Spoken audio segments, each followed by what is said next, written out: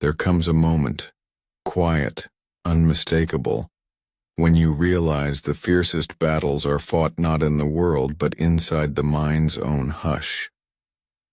You feel it, the sudden weight on your chest after a sharp word, the clench in your stomach when blame lands at your feet, the echo of an argument that keeps you awake, looping, asking why their opinion wounds you so.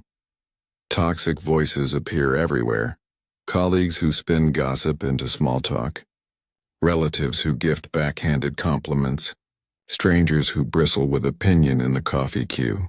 Buddhism does not promise to change these voices. It offers an inner revolution that loosens their grip. This is not surrender or weakness. It is the discovery of a steadiness no storm can shake. When the Buddha walked the dusty roads of ancient India, he met fury, envy, cruelty.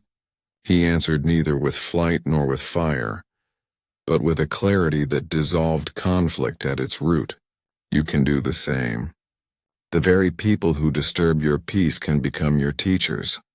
The struggle with their behavior can be the doorway to freedom. Scripture records masters who smiled at insults, who met violence with mercy, who turned poison into medicine. These are not fairy tales. They are proof that inner peace does not depend on how others treat you, only on how you meet what arises. 12 keys open this door. Key 1. The hurt is not in their word, but in the mind that clings to it. A shouted sentence is only vibration in air. What injures you is the story you add. I am attacked. I am unworthy. That tale, born of attachment to an image of self, is where pain begins. Expect the world to be gentle and you arm it against you. Notice the heat rising, name it. Anger is here, story is building. And watch it pass like weather across an open sky. Practice this naming in grocery lines, in traffic, in late-night texts. Each micro-victory trains the neural path of freedom. Key 2. Refuse the cup of poison. A furious man once rained insults on the Buddha. When he finished, the teacher asked, "If you offer a gift and it is declined, to whom does it belong?" The man replied, "To me, I suppose." Buddha smiled. Then your anger remains with you. When malice is extended, see the cup clearly. Leave it in the giver's hand. Their toxin belongs to them. Say silently, "This is not mine. I wish you healing." Compassion sometimes looks like refusal. Try it at the next family dinner when Uncle Ted launches into politics. Picture the cup, breathe, do not drink. Key 3. Nothing is personal. People speak through filters of wounds and fears. What they say reveals their inner map, not your territory. A critic raised on fault-finding will find fault with anyone. The verdict is about the lens, not the viewed. Create a gentle boundary. I hear you, yet this does not belong to me. Let projections bounce away. Keep your sanctuary clean. If a client emails, "This report is garbage," pause. The words sting, but the story behind them, panic about job security perhaps, has nothing to do with your worth. Key 4. Guard your energetic field. Mood is contagious. A complainer drains, an encourager lifts. Visualize a clear white aura around you, your natural luminosity, permeable to love, impervious to grime. After toxic contact, rinse, breathe, walk, bathe, shake limbs, release what clung. Tending energy is not selfish. It preserves the fuel you need to serve. Think of yourself as a lantern. Glass must be wiped if the light is to travel far. Key 5. Pause and breathe. Between trigger and reply lies a pocket of freedom. One conscious inhalation breaks the spell of reaction. In that gap, ask, will my next word increase or ease pain? Then speak or remain silent from clarity instead of habit. A practical tip: touch your thumb and forefinger together while inhaling. The subtle sensation anchors attention in the body, buying the half-second needed to choose. Key 6. Say no with kindness. Generosity without boundaries is self-betrayal.